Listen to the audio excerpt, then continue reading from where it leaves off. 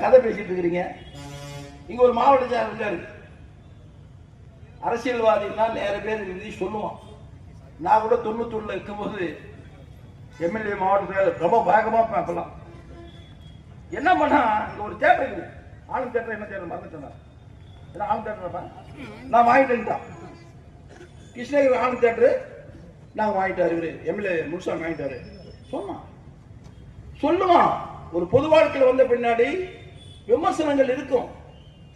நீ சுத்தமா இருந்தா நீ ஏன் கவலைப்படணும்?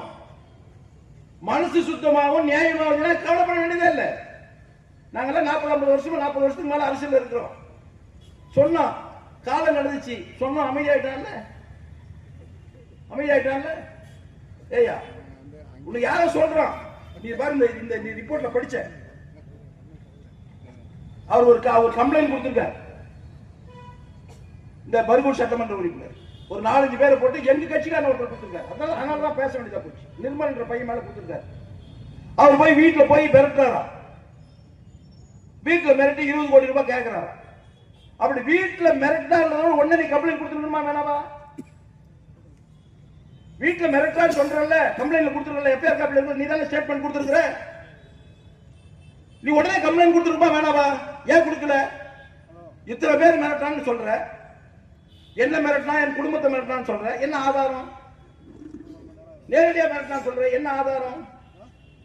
ஒரு பொது வாழ்க்கையில ஒரு பெரிய பொறுப்புல இருக்கிற நீ, யாரோ ஒருத்தர் சொல்றான், அந்த சொல்றதுக்காக ஆதாரம் இல்லாம நீ அவன் 20 கோடி ரூபாய் வாங்கினான்னு சொல்லி நீ ஒரு கம்ப்ளைண்ட் பண்ற. அப்ப அவனுக்கு உனக்கு என்ன வித்தியாசம்? சொல்லாதவன சொன்னான்னு சொல்ற. என் நிர்மல் வந்து உன் வீட்டுல வந்து 20 கோடி ரூபாய் கொடுன்னு கேட்டானா உமால மாநகர போட சொல்றாங்க. விளையாடாத. ஏதோ உங்க பெரியவங்க சம்பாதிச்சு வச்சாங்க, நீ ஏதோ சம்பாதிச்சு போகலான்னு சொல்ல. ஒரு ஆட்சிக்கு வரும்போது பயன்படுத்திக்கோ. ஆனா வீராப்பு பேசாத. நீ வீராப்பு பேசினா சுத்தமா இருக்கணும். நீ சுத்தமா கிடையாது தம்பி. சுத்தமா இல்லைன்றது எங்களால ப்ரூவ் பண்ண முடியும். நாங்க அதுக்கு போக தயாரா இல்லை. அந்த வேலை எங்களுக்கு இல்லை. மக்களுக்கு தொண்டு செய்யத்தான் நாங்க வந்திருக்கிறோம். நான் தப்பு செஞ்சேன்னா மக்கள் என்ன தண்டிக்கிறாங்க. நான் தப்பு செஞ்சேன்னா மனசாட்சி என்ன தண்டிக்கும். யாருமே தேவையில்லை, மனசாட்சி என்ன தண்டிக்கும். நிம்மதியா இருக்க முடியாது. அப்படி நீ தப்பு செய்யாத நீ ஏன் இந்த மாதிரி எல்லாம் பேசிட்டு இருக்கிற? ஏன் இது மாதிரி எல்லாம் பண்ணிட்டு இருக்கிற?